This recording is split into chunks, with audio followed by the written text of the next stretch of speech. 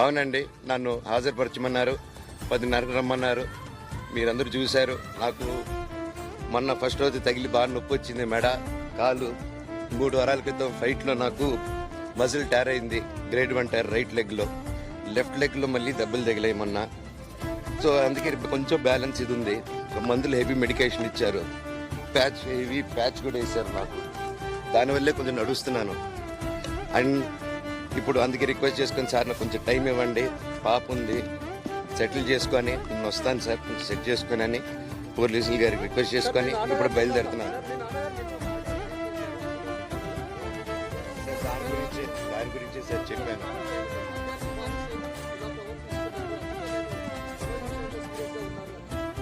Sir మధ్యాహ్నానికి బాగా ఎవరిని కొట్టాను సార్? నా పిల్లల్ని కొట్టాను, నా భార్యను కొట్టాను, మా అమ్మని కొట్టాను, మా నాన్నని కొట్టాను.